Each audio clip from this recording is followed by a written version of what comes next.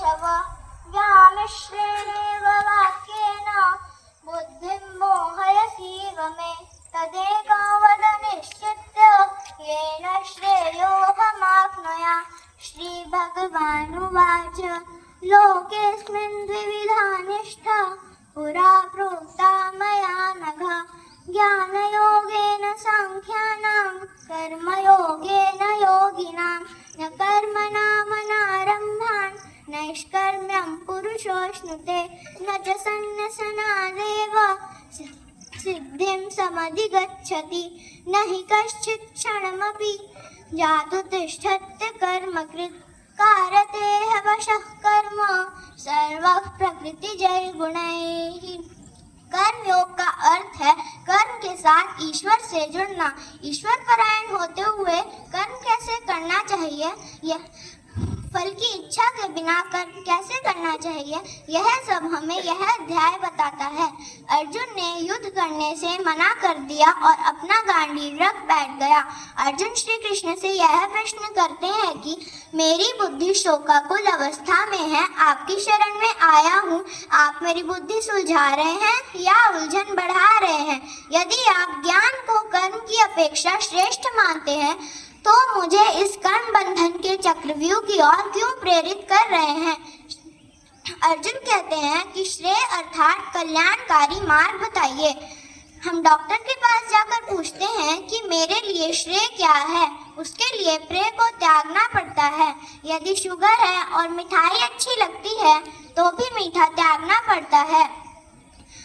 अर्जुन कहते हैं प्रभु मैं कुछ नहीं जानता, ऊपर से मोह से छटपटा रहा हूँ और आप विवेक ज्ञान से मुझे उलझा रहे हैं। आप ऐसा ज्ञान दे जिससे श्रेय ही प्रेय लगने लगे। श्री भगवान अर्जुन से कहते हैं कि हे अर्जुन, कोई भी मनुष्य किसी भी क्षण बिना कर्म किए नहीं रह सकता। वह अपने गुणों व स्वभाव के अनुसार कर्म करता ही रहता है। एक संत और उनके 2 शिष्यों की कहानी से इसे स्पष्ट किया गया। गुरुजी ने अपने दोनों शिष्यों को कामिनी और कंचन को ना छूने का उपदेश दिया था। दोनों को नदी पार किसी दूसरे गांव जाना था। जब वह नदी के पास पहुंचे तो बाढ़ के कारण आभूषण पहनी एक स्त्री डूब रही थी। पहले शिष्य ने विचार किया, गुरुदेव ने कामिनी और कंचन को न छूने से मना किया है, अतः उसने सहायता नहीं की। दूसरे शिष्य ने उस स्त्री को बचाया। पहले शिष्य ने जब यह बात गुरुदेव को जाकर बताई तो गुरुदेव ने हंसकर कहा, अरे उसने तो उस स्त्री को बचाकर वहीं छोड़ दिया था और तुम अभी तक उसका चिंतन कर रहे हो। इसलिए पहले मन पर नियंत्रण आवश्यक है।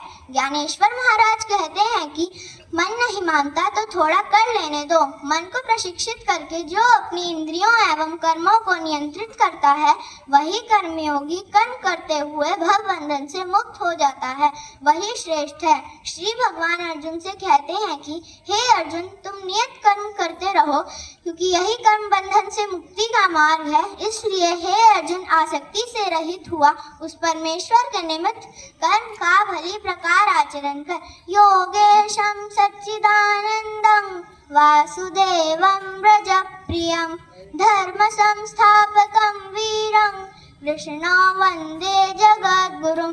कृष्णो वंदे जगद्गुरुं। Thank you. Have a nice day.